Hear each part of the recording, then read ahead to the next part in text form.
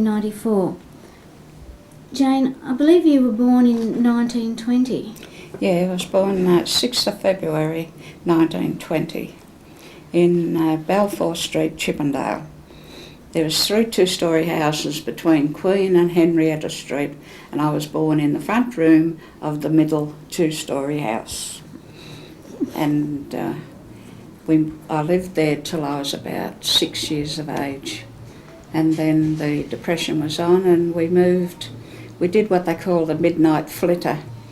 In the darkness of the night we moved to a two-storey house in 19 Vine Street, Redfern. And then we did another flitter and we moved to 22 Hugo Street, Redfern. And from there we moved to 75 Abercrombie Street, Redfern. And by that time my father had a builder's labourer's job and I was working as an apprentice in a tailoring factory, and I was bringing in 7... Stop. Jane, you were talking about the midnight flits.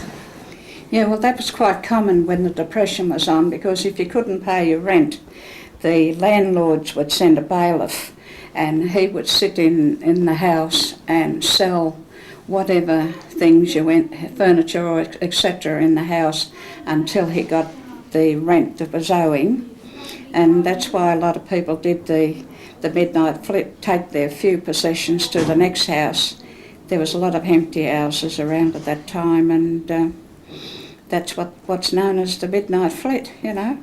Would you just squat in the houses that you went to, or you had... Oh no, you paid rent, you know, because you could only pay rent for so long, because there was no money coming in. But after a while, my father, he was only a builder's labourer, and he got a job building one, I think it was Hurstville School, and with his money and my 7 and 6 a week being apprentice, because the rents weren't very dear, you know, and that was all right. But I was, see, there wasn't just my sister and I.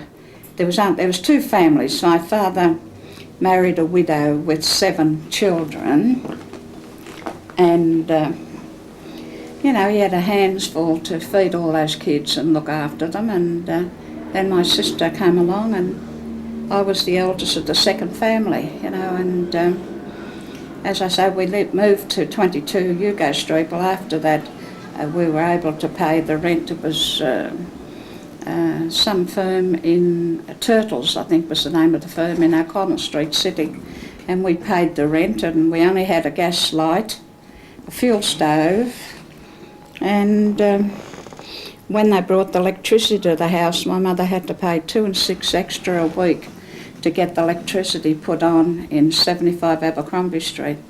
But they changed the numbers. 75 was on the corner of the lane between Vine and Caroline Street, but they changed all the numbers up that side. But we stayed there until I was married, and then when I was married I moved to 30 Edward Street, and you know, lived there for 35 years and quite happy. 2-storey house, and raised 5 children there.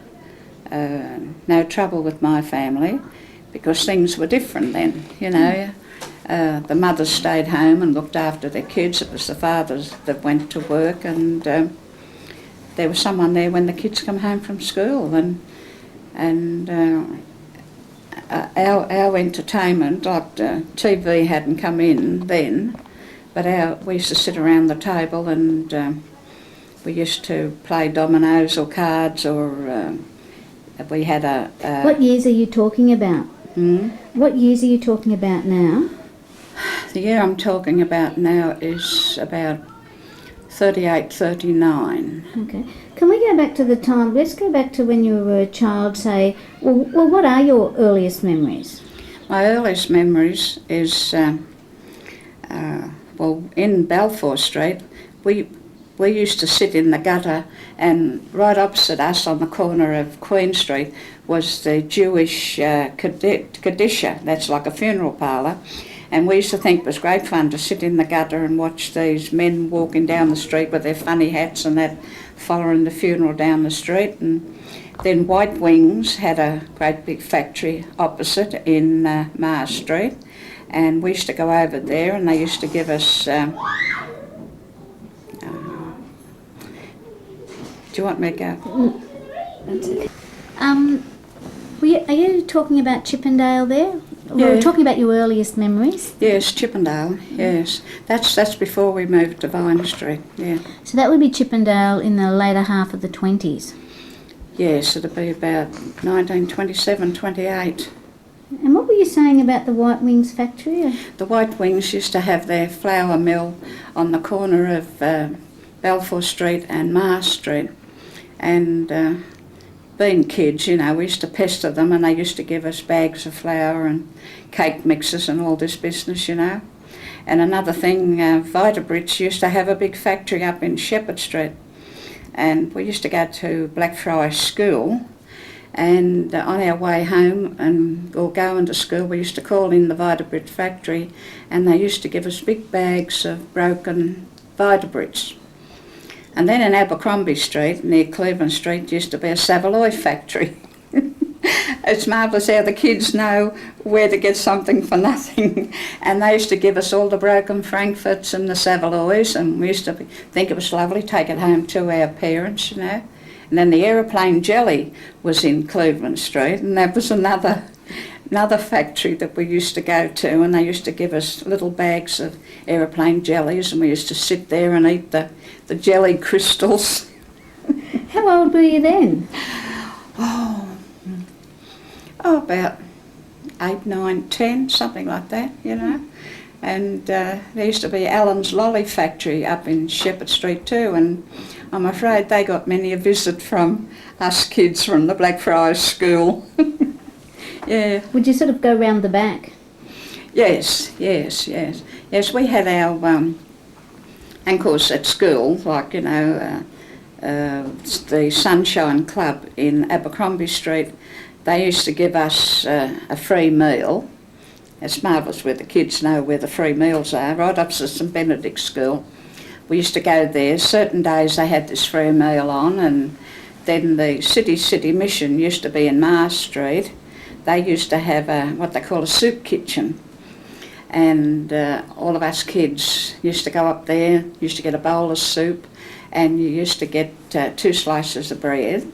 And then after school, if we took our billy cans there, they used to make the soup in the big gas copper, and any soup that was left over, us kids used to get it in the billy cans and take it home to our people. You know, things were tough, you know. You wouldn't do it now, but in those days it was necessary. And are you talking about the Depression time? Yeah. And then St Barnabas, the big church in Broadway, they used to have a shoe day once a month, and everybody used to sit around the hall, and they used to bring in these chaff bags of shoes, tip them in the centre of the hall, and then it was a bum's rush. Everyone used to go and try and pair a pair of shoes up, you know, and just things that we used to do as a kid, you know. We knew where something was going for nothing, because as I've said before, times were hard, you know, and my mother always had a big black boiler, a huge boiler, on the fuel stove, and it was never empty. It was always soup. My mother used to make beautiful pea soup, really beautiful, and that was mostly our meals, was the pea soup, you know. And for breakfast, we used to get 2 slices of bread, pour hot water over the bread, and then we'd sugar it, sprinkle sugar on the top, pour milk on it. Well, as I was saying, you put 2 slices of bread in a bowl, pour hot water over it till it's nice and soggy, sprinkle with sugar, add milk, and that was your breakfast. Then off to school you go, and then lunchtime you'd either go to the Sunshine Club for your lunch, or you would go to the City Mission in Mars Street. And, well, my mother and father, we used to always go to the mission. We were brought up in the mission Sunday school and church services and that. And, you know, they were happy times, hard times, but happy times. And when you look back, they closed Blackfriars School because of the Depression. The warehouses around the school were hostels for men who were out of work. So they thought they would be a danger to Blackfriars School. So they closed the school, and all of us kids went to George Street School, and they kept the kindergarten on, like the kindy on, but they thought with so many men around it could be a danger for us kids. So, you know, because things were different then, you know. When you think back to your childhood, there were 7, you were the last of... I was the first of the second family of 2. Yes. So I you had 5 half-brothers and 2 half-sisters. Gosh. And how big a house did you live in? Well, in Balfour Street, it was 3 bedrooms and a kitchen and a front room, front room and a kitchen. And... well, they weren't all home then. You know, a couple of them was married. The older ones were married, and there was 3 half-brothers that was living with us, you know, when my father married. And, you know, it must have been, I think he must have loved my mother to go into a family like that, but... And how did you all get on? What was it like living in such a... Oh, we had our fights. My sister and I were very close. She only died in April. Oh, we used to take them on. You know, all our life we more or less stuck together. So. And what sort of a kid were you? Well, I was a good girl. I don't think I was any trouble. I used to love singing, and... I still love singing, and you know, I was very quiet. I love reading. I still love reading. I was in charge of the library. It wasn't much of a library at Blackfriars School, but no, I used to like school. I was good at school. I wasn't naughty or anything like that, because when later on, I can tell you one. I'll come to that later. How I wagged school and what I got for wagging school. But I was fairly quiet, and only when the Stevensons tried to put it over my sister and I, well then we weren't going to be sat on, you know. And my father never took sides. My father never interfered. My mother was the peacemaker, I would say, you know. Because after all, they were her children. All of us were her children, you know. Whereas my father didn't want to appear to be the wicked stepfather, you know. But... was it a happy family life? Yes. I would say we got on all right. There was only one fly in the ointment, and that was the youngest boy. He resented my father. I suppose he was only about 8 or 9 when my father married, and I think he resented somebody coming in and being a father, you know. But all through the life, he never ever spoke to my father. All through my father's married life, he was the fly in the ointment, my brother Henry. You know, he was all right with us, you know, but he resented my father that much, you know. It was so obvious. But I would say we were happy, you know. Because I think when times are hard, I think people are closer together, you know. They've got to help each other. And how would you describe your father? My father, he was a very tall man.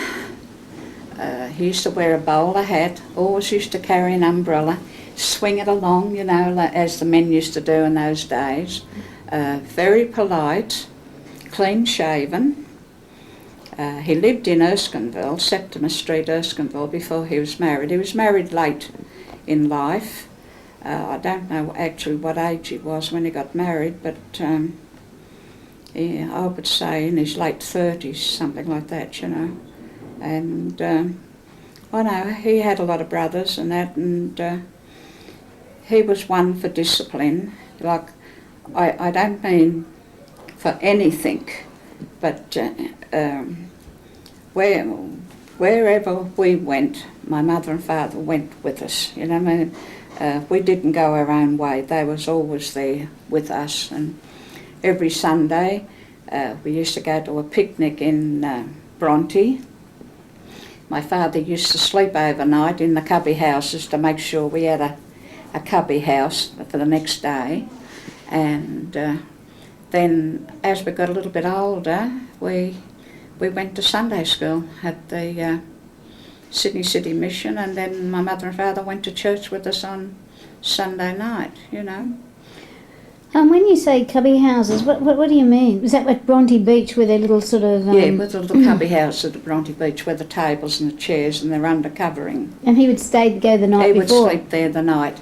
And then he would put a couple of clothes on different other cubby houses, and regulars would give him money to keep them a cubby house, you know. I see. And that's how he used to make a few bob. And then there used to be a milk depot in Balfour Street up towards Cleveland Street, and my father used to go up there, like when he wasn't working, wash it all out, and they used to give him as much milk as he wanted, and that's where we got the milk from. We didn't have to buy the milk because there was plenty of milk, you know.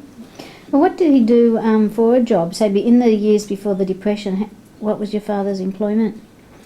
He was always a builder's labourer, but he had plenty of work, you know. But then, like the Depression, they stopped building and they got put up, and of course the dole in those days wasn't like the dole today. You got if I can remember correctly, you got a food slip which you took to a grocer, and you could buy what you want. Not tobacco. Nobody smoked in our family, and nobody drank, and nobody gambled. And as I say, you used to get a food slip, and then I think once or twice a year we used to get a dole issue of clothing and shoes. Everybody knew what the shoes were like. They're very fashionable today, you know, the kids that love them. But the pawn shop was a great place to go in those days, you know. You could pawn anything for a couple of bob, and when you had the money, you used to get it out. They used to keep it for 3 months. And I'm afraid my mother was a regular customer at the pawn shops, you know, and oh yeah, so... Did people resent the fact that the unemployment relief was sort of given in the form of coupons and what have you instead of money? Was there any sort of resentment of government policy? Well, I don't think they knew any better. They was just glad to get the food coupons, you know. And as I got older, I used to stand outside the hotels and sing, and put a hat on the ground. They used to come out and give me their pennies and halfpennies, you know. And was that approved of by your parents? Did your parents approve of that? Oh no. I was doing all right, see, and I used to buy myself a halfpenny lolly, and with the other money I used to get half a pound of butter or something, what Mum was short of, and take it home. And she must have wondered where I was getting the money from, but somebody told her I was outside the Glengarry Hotel singing. Oh dear, I'll never forget the belting I got. Yeah, so that ended my first musical career outside the Glengarry Hotel. Dear. But even in those days, you used to get a halfpenny on a beer bottle, empty beer bottles, you know. Scavengers go around looking for the empty beer bottles, take it to the local shop, and you get a halfpenny. If they didn't give you a halfpenny, at least you got a halfpenny lolly, you know, which was quite good, you know. And how would you describe your mother? My mother was short, plump, very easygoing, very kind-hearted. She would give you her last 2 bob, you know. that's my memory of her. I was 23 when my mother died, but she was well known in the area, and the drunks in the area knew my mother. They knew where they could come and get a feed. They used to knock on the side gate, and they used to want a feed. She used to make them some sandwiches and that, and they'd leave their empty beer bottles there, I suppose as a payment, see, and of course we used to collect the beer bottles and, as I say, get a halfpenny each on them. No, she was very kind-hearted, and she used to keep an eye on a couple of the old ladies in Hugo Street, and she used to send round soup for the old ladies, you know.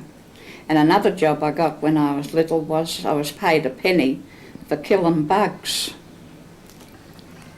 You know what bugs are? Cockroaches? No. Bugs live in beds. They're a little thing, like a little tick, and they live in, the old-fashioned beds used to have coils, and they used to live in there. And this old lady in Hugo Street used to give me a penny. I used to climb under the bed with a candle and burn these bugs in the coils.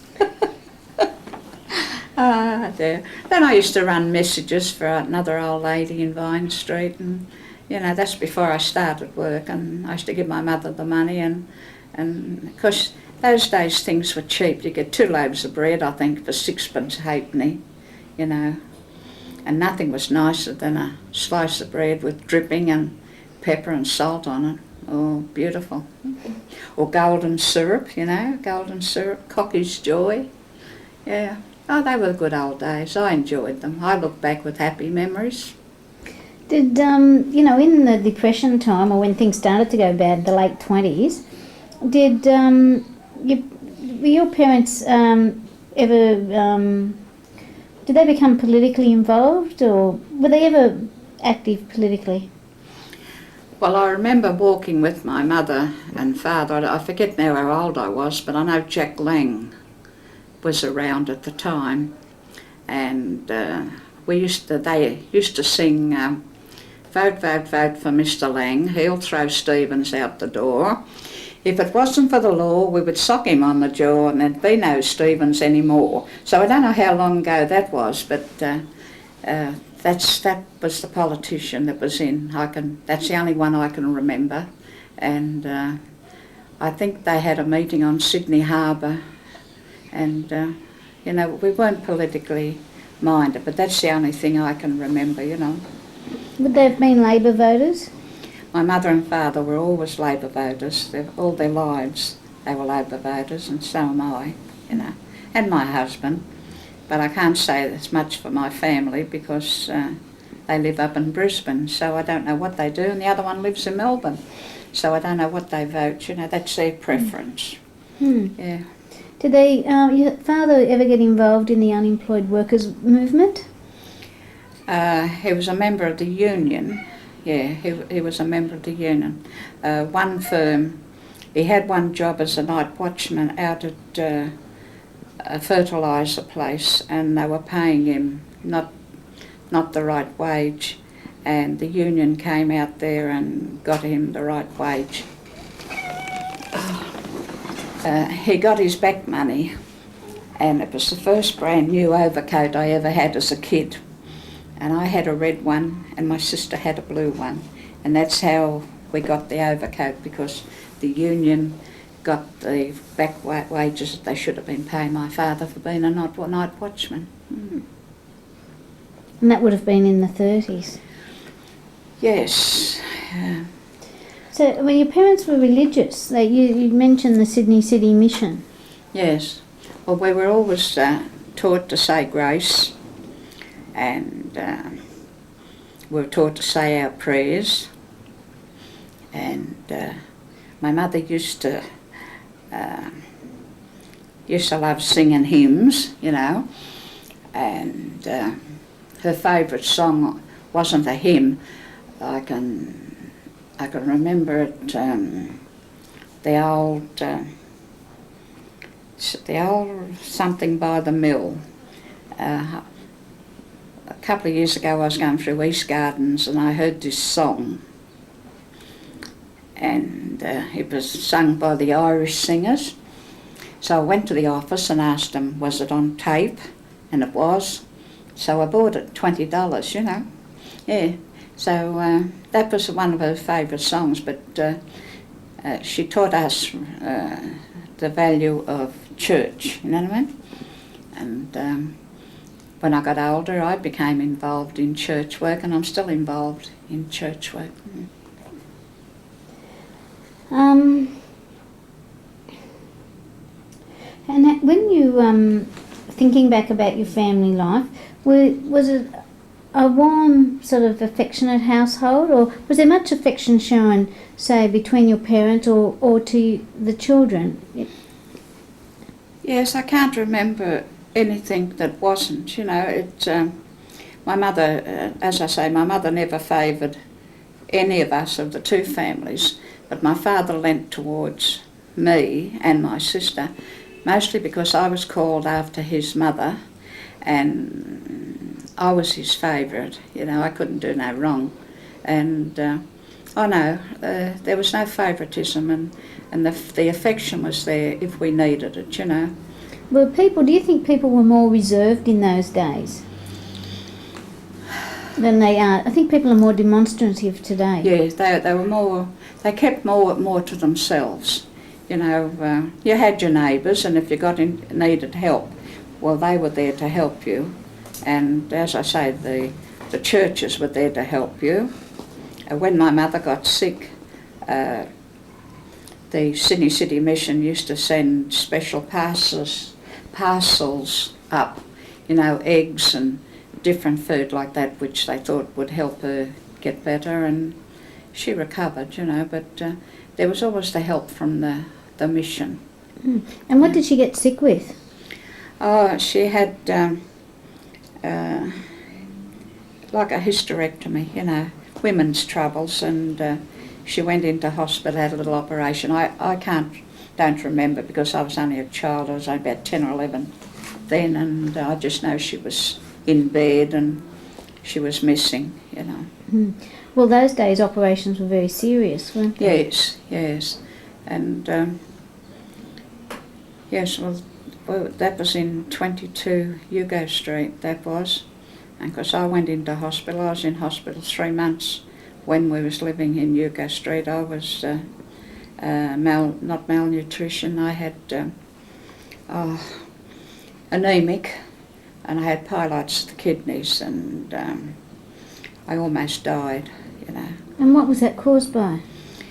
Well, pyelitis of the kidneys infects your kidneys. I don't know what it's caused by, but anemic is a blood problem, you know. And I was 3 months in the children's hospital, and Well, what was that like, the experience in the children's hospital? well, I was very sick in there.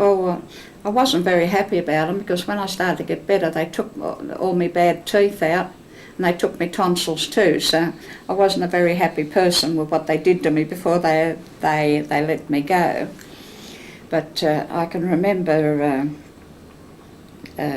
being sick in there, you know, and my mother used to come over every Sunday. That was the only visiting time then. And I wasn't allowed to eat lollies, and they used to roll the comics up, and they used to tie the ends, and the lollies were in the middle. But no, it was very good hospital, you know. 3 months I was in there, and when I come home, like, we never had sheets or anything like that, you know. We were poor, you know. And I remember Mother, she used to wear a white apron, and she took it off, cut it in two, laid it on the cot. My sister and I used to sleep in a 3/4 cot. That was our bed. We used to sleep in the same room as my mother and father. And you know, I can remember her taking this petticoat off and putting it as a sheet, you know. And for blankets, we just had layer and layer of coats, you know, old coats and that, and you know, we weren't flushed, you know. And makes you appreciate now what you never had then, you know. Yeah. And do you think that your sickness was brought on by dietary inadequacies?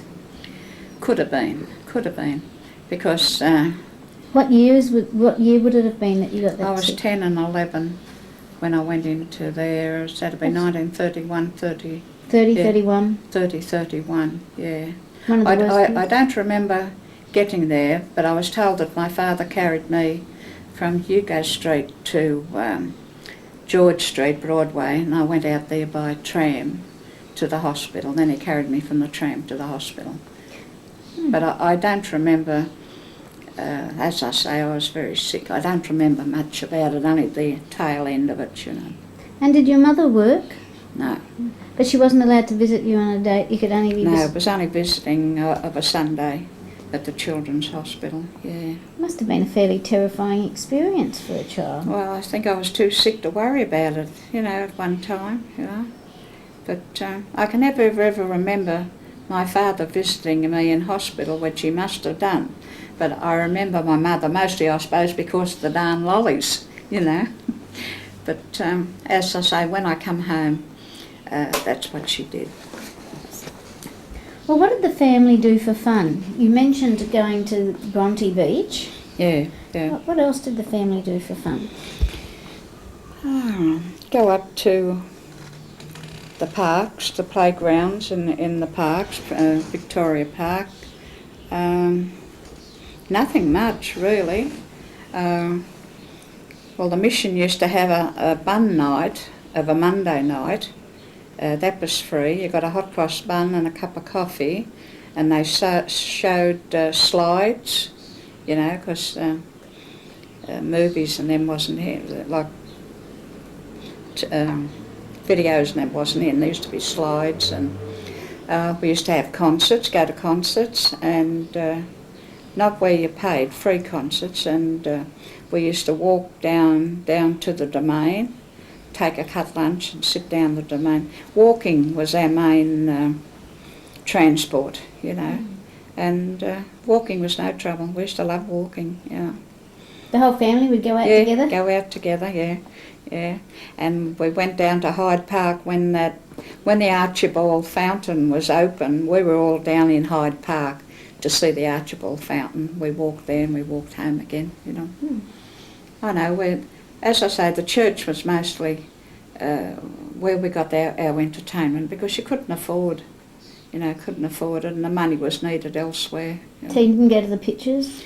No, not until I moved to, not until I was married. Never went to the movies, yeah. Yeah. As a kid, were you expected to contribute to the family in any way? You mentioned before going around and scrounging a few things. And was that sort of an expected thing, or was that just what you did? No, I used to do that with the other kids from the school, you know, our kids talk at school. But of a Saturday, we used to wheel, my father and my sister and I used to wheel a pram down to Paddy's markets. And come 4 o'clock in the afternoon, like the markets are finished, the vegetable people used to wipe their stalls of the vegetables, and there used to be big heaps of vegetables that would have went to the tip. So we used to go through there and put in the pram what was eatable and what was good. And one time a chap took pity on us and gave us a watermelon.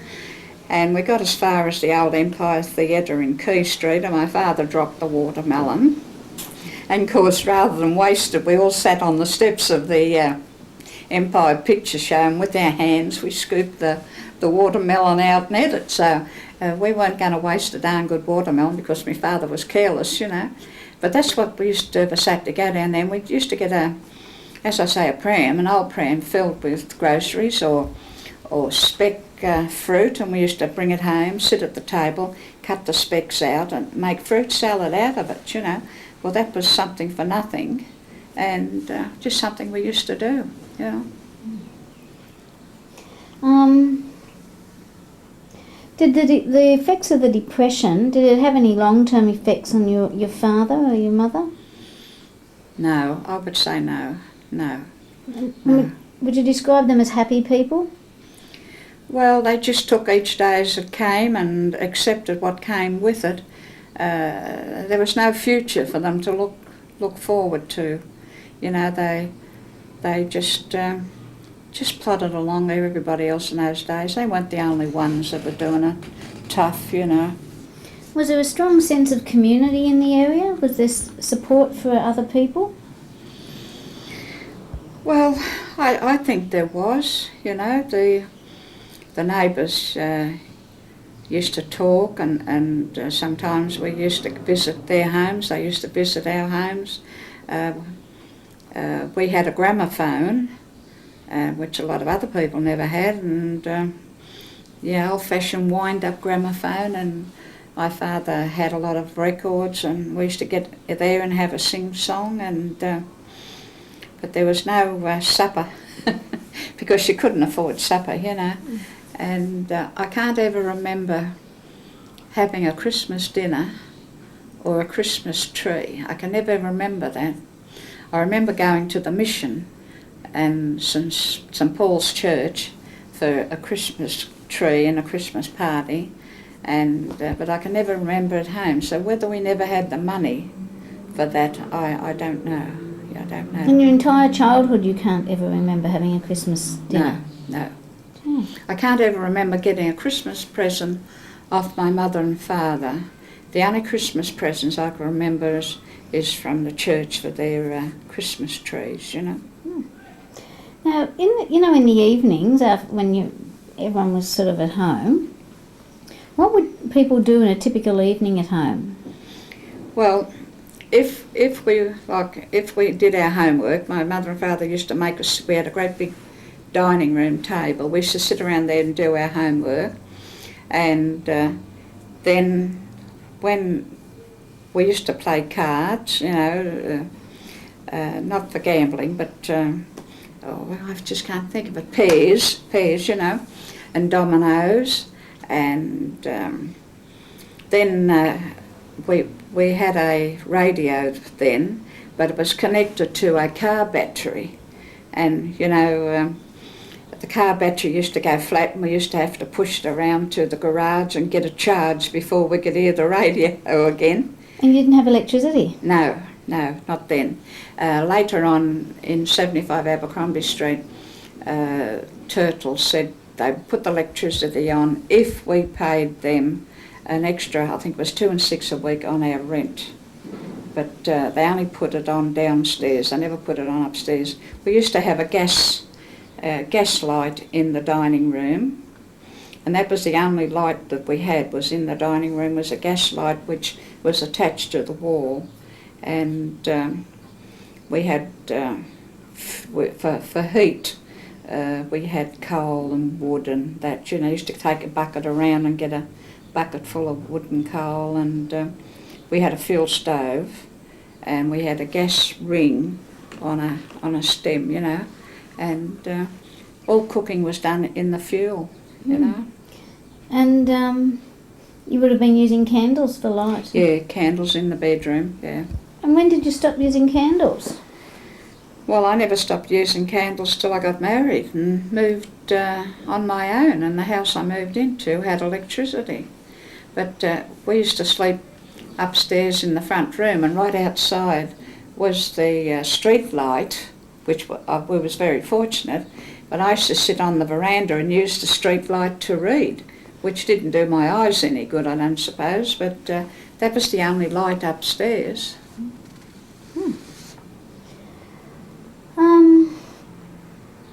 And what was a typical meal in your family? Well, most meals would be soup, would be soup, because, as I say, the boiler was always on. Sunday, it would be a baked roast. That's when the money started to come in. It would be a baked roast and vegetables. And we never had many sweets to finish off a meal. We never had many sweets. We'd finish up on bread and butter and jam or bread and butter and syrup if we were still hungry. Or my mother used to make puff touloons. That's fried scones. In other words, you make a scone mixture fried in dripping, take it out, roll it in sugar, split it in two and eat it with syrup. La, you don't know what you're missing. My kids loved it when I used to make it for them, you know, fried scones. But that'd be about the only sweet, you know. And then I was about 12 and I made my first Christmas cake for my mother. Yeah. I loved cooking, you know. And yeah, that's all the meals used to be. Mm. Were there a lot of kids in the neighbourhood? A lot of kids. Mm. Yes.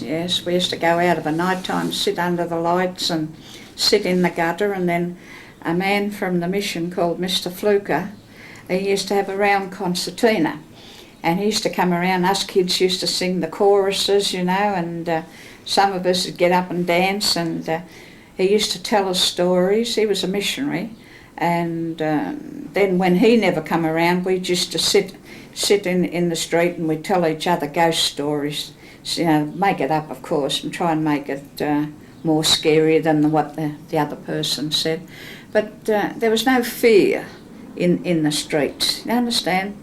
You could sit outside in the streets 10 and 11 o'clock and no one would be frightened to sit there. You know, no one at all, you know. Were you out there at 10 o'clock as a kid? What time did you have to be in? Oh, in by 10 o'clock. That was the rules. No matter where I went, we had to be home by 10 o'clock. But what about as a young child, as an under 10-year-old? No, I wasn't allowed out in the streets then. Now, this was when I was living in 75 Abercrombie Street. Mm. I'd be about 12, 13 then. Right. You know, there was children of different nationalities, and that was the street behind where Hugo Street is behind where we used to live in Abercrombie Street, and well, we knew the people that lived on either side of the lane, and they used to keep an eye open for us, and oh no, there was no fear, nothing. So that was about when you were 12 or 13, you could be out there to 10 o'clock? No, 12 or 13 I was going to different clubs. My mother used to take me to the girls' club at the mission, and they used to take me to the girls' club at St Paul's Church and the girls' club at the settlement. And they were the only nights I was allowed out, and used to go there by myself and come home by myself, you know. Mm. And I was taught singing by a missionary, how to read music, how not to read music, and my sister and I used to sing duets. When I was only about 12 or 13, we used to sing on 2CH of a Sunday afternoon. Mm. And oh yes, they were happy days, you know, and they had drama classes, you know. They were happy days, cost nothing, and we had fun. Yeah, well, who were your friends? Who was my friends? Well, one of them, she's been my friend ever since I went to Sunday school when I was little, Joyce Watson. Her name was Harriet, and they used to live in Everleigh Street, you know, and she's married now. She lives in Canberra. And I had another friend called Poddy Williams. We used to go to Blackfriars School together. I had a lot of friends. The first boy I ever thumped was Alec White. Yeah, I thumped him. He got a belting off me. Because I was wearing boys' shoes.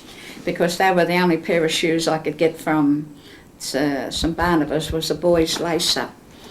And I had to wear them, and because when I was at school he made a crack about the shoes, and I said, I'll meet you after school. After school, he copped it. What were the sort of things that you and your friends did together? Say if you're looking at you around 10, you know, 8 to 12 years old sort of thing. What would kids do? Well, we used to do sewing, fancy work. Before I went into hospital, I used to do fancy work. There was a lady, Mrs. Champion, had a shop on the corner of Hugo Street, and she had a girl, and she was spoilt. And she used to do fancy work but never used to finish it. So Mrs. Champion used to give it to me and give me the cottons, and I just loved sewing, you know. And then I used to do a lot of writing. I used to like writing stories, and I had one story taken into the education department. I suppose I thought I might have been a future author, but I never went into it, you know. But I used to love writing, yeah. And how far were you allowed to roam from your home? Like if you went out to meet your friends, you know, did kids play in the streets? Yeah, we used to play skippings and hopscotch, and the only night we were actually in danger was cracker night, you know, because the crackers then, they were pretty dangerous, you know. You used to put them under a tin and up they'd go, or you stick a rocket into a bottle and that'd go up. But now all our friends lived within a street, and of course our mothers knew whose house or whereabouts we were, you know, so that then my mother used to get out in the lane and yell out, and of course we used to come in, you know, and the other mothers used to come around and find their girls and take them in. There wasn't only girls, there was boys as well with us, you know. So it sounds as if, you know, there was lots of toing and froing from other people's houses. It sounds like there was, in the neighbourhood, there was, everybody knew each other and... Yeah. See, most of the kids used to go to the same school, except those that went to the Catholic schools, St Benedict's, you know. But we all lived in that same area: Abercrombie, Hugo, Lewis, Everley. You know, that's the 4 streets, and you know, then they used to come to my place, and we used to play the gramophone records, you know. And what sort of was it? Was the community mostly Anglo-Australian, or was it there a mix? Mostly Anglo-Australian. We only had one family that wasn't, and they were French. And they had a big family. They lived in Hugo Street, you know. We used to play hidings and skippings and different things, you know. We different to today. The kids don't seem to have enough to occupy their mind.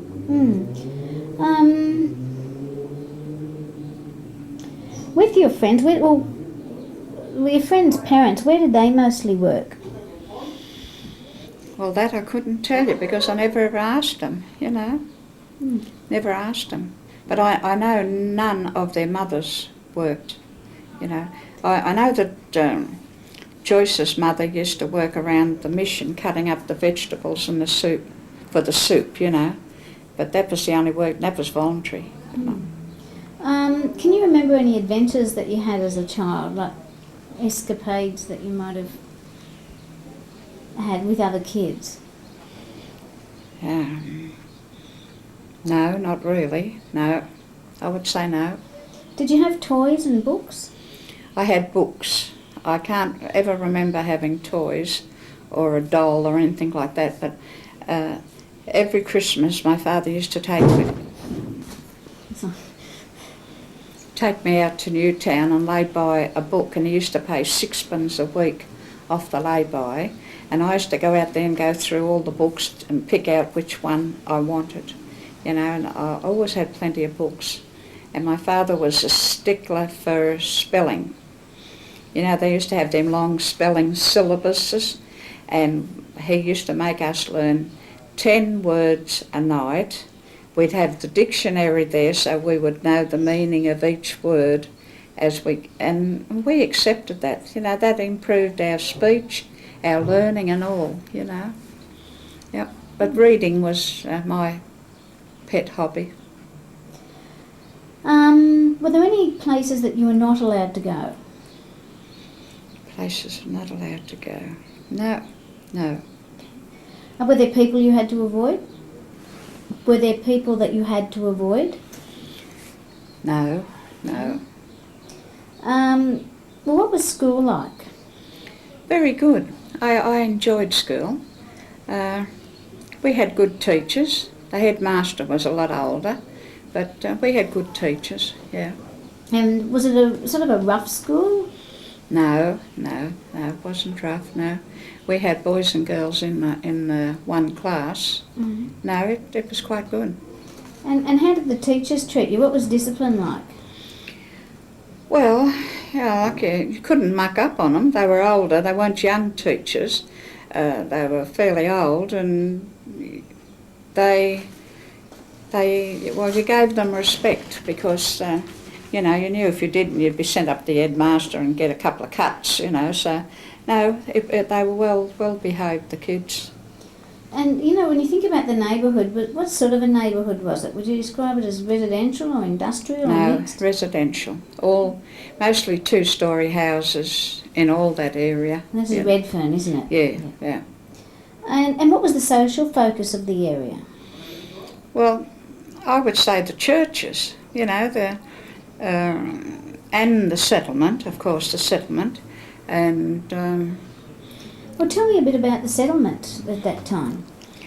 Well, the settlement was a big club run by the Sydney University for the people in that area to have social activities, and they had clubs. They had the Boy Scouts, the Girl Guides, they had badminton, where they used to teach you how to play badminton, and some of them were Australian champions, and they had bowls. They had the Old People's Club of a daytime. They had the Ladies' Mothers' Club of a Wednesday night, which went for 17 years, the Mothers' Club, you know, and people from the university used to come down and give us talks on their trips overseas, and they used to teach us acting, singing, cooking.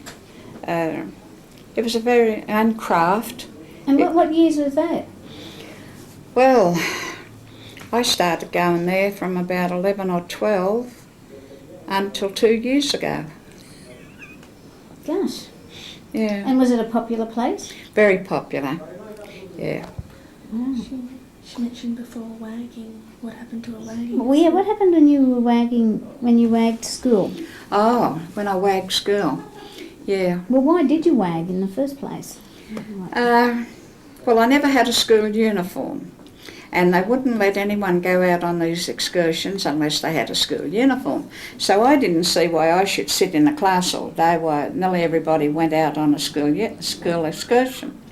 So the only place I knew how to wag school was to go to Bronte, the trams, so. And if you sit on the other side where the driver used to drive, no, the conductor couldn't see you. So I went out there, and of course I thought I sat out there all day, and I had a penny for me dinner.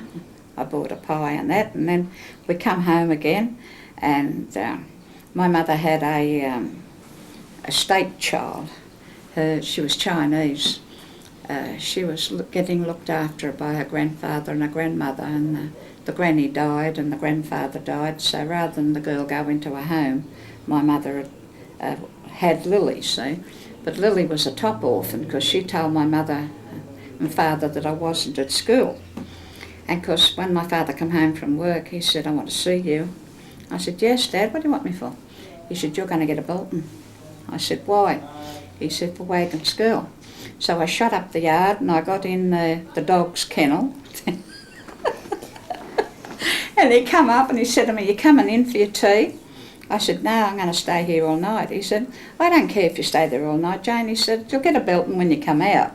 So I stayed there in the dog's kennel, and of course I started to get a bit hungry, and I thought, oh well, I may as well get it over with. So I copped a whack with the strap on the bottom, and that was my episode of wagging school. Me and the dog shared the kennel. And did they ask why you wagged? No, they never asked, you know, and I never told them, you know, but I tell you what, I called that Lily a few names, you know, for dobbing me in, pimp and squealer and all this business. And how old was she, Lily? Well, she was pretty old. She was about 16 or 15 or 16. What, when she came to live with you? No, at this particular time. She was only with us till she was 18, and then she went off. We never ever knew when she went. She was Chinese, you know. When how old was she when she came to join your about family? 11 or 12, yeah. Really? And then she just left at 18? And Left at 18, yeah. And you never heard anything more Never of her? heard any more from her, you know. Lily Wong Was she her name. was she accepted as part of the family? Yeah, she was all right with us, you know. We used to play cards, and she used to tell us different stories, you know. But her granny died of cancer, and her grandfather fell out of the pub in Balfour Street and hit his head and died. So I was going to put her in a home, and because my mother knew the family, and she said no, she can come and live with us. So she lived with us, you know. It's a Yeah. pity you never maintained, or she didn't maintain the contact. Yeah, we never ever found out where she went, you know. Hmm. Yeah. Bit sad. Okay, what were the, well, where did most people work in the area? Well, that I don't know. I don't know because I know a lot of them was unemployed, and because they used to milk the gas. And did you ever know how to milk a gas? Well, you have a tube and you disconnect the gas, and you have a tube, and it doesn't go through the meter.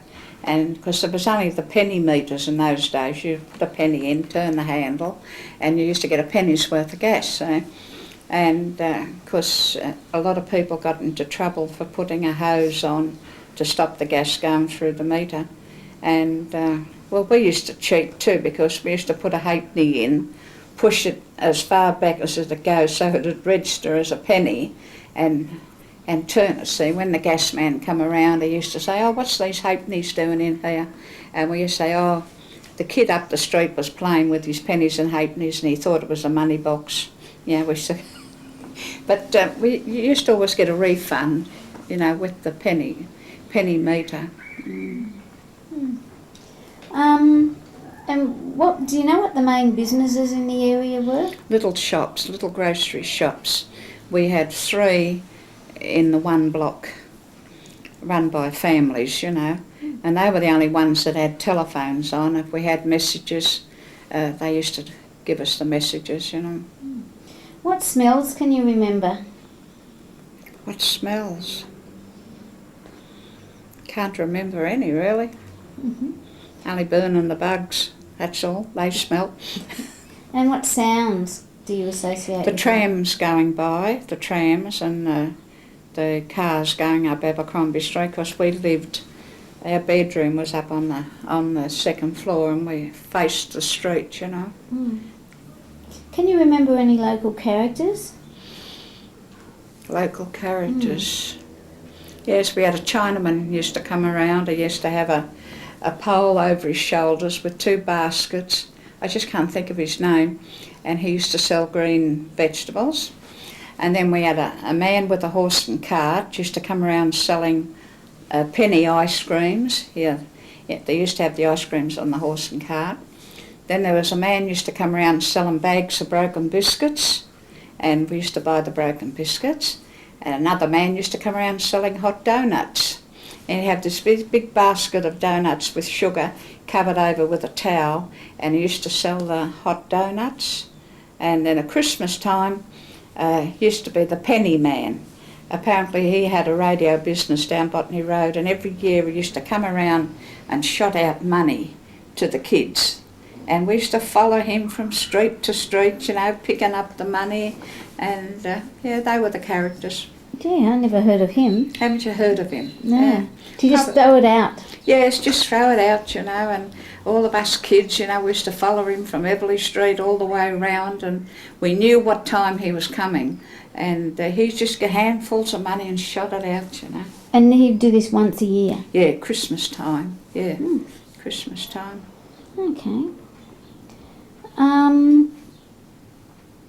Oh, then we used to have a man with a horse and cart yelling out poles.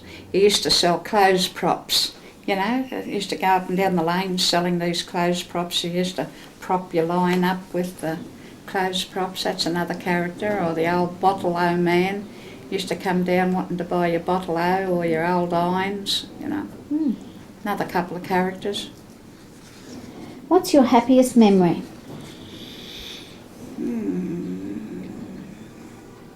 Of when I was a kid.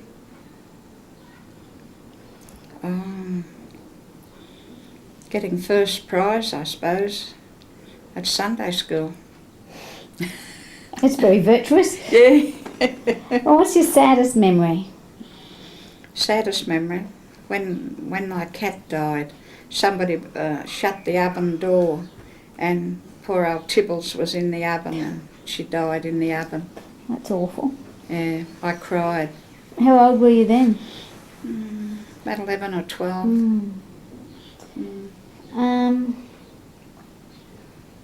Do you think the times were more dangerous then? Did a lot of people get hurt, like in industrial accidents, kids' parents and things like that? No. My father, when he was building Hurstville School, he fell off a scaffold and broke his ankle. He was in Prince Alfred Hospital, and that's the only one I ever knew, you know.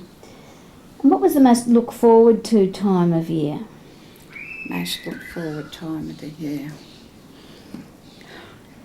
Sunday school picnic for me. And where did you go? Oh, we used to go by tram to Watson's Bay, and they used to have prizes for the best writing in the sand, you know, and one of the teachers used to have lollies sewn on his suit coat, and he used to run, and all of us kids used to chase him and grab the bags of lollies off him, and then we used to have everybody got a bag for their dinner, a sandwich, a bun or something else, and a drink, and they were happy times, yeah.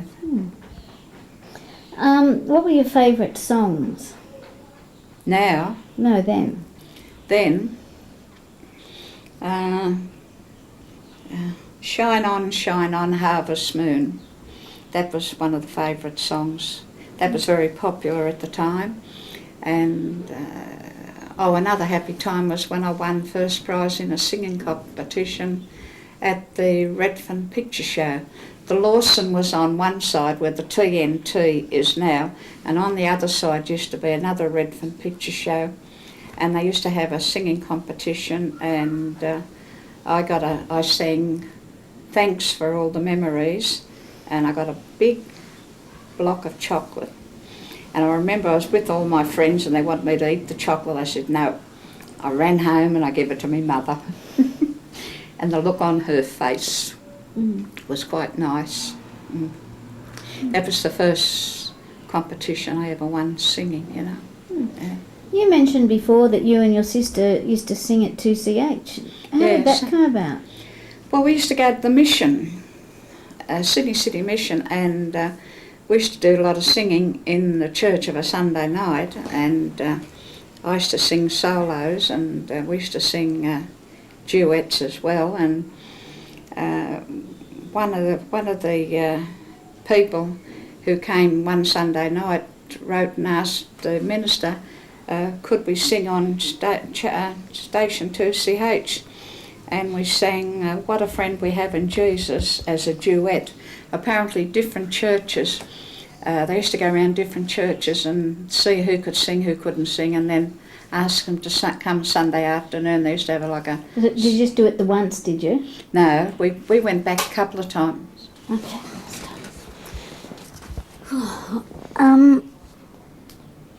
So you went a number of times to 2CH, did you? Yeah, 2CH in the Sunday afternoon Sunday school. Yeah. Look, I've just about asked all the questions that I can think of. Is there anything else that you, when you think back to your childhood days in Chippendale and in Redfern, anything that comes to mind or anything that you want to say? Well, it was a different time. Like today, things have changed so much. So sometimes you wonder whether what happened in those years happened at all, because today it is a different kind of people, and it's a different place. You know, people did things in their time, but today it seems to be everyone's in a hurry. They can't be bothered with anybody else. They've got their own life, and they don't want to share. You know, whereas those days everyone seemed to want to share. You know. Okay, thank you very much. Oh, thank you. That was very... Thanks. You go through this and see what you want in this, and I've got another old book. Okay. Oh, I've got a lot of old books. Have you got more photos? Yes, stacks of them. But I don't know whether they're what you want, you know. Could I have a look at them? Yeah, I shall bring them out. I actually...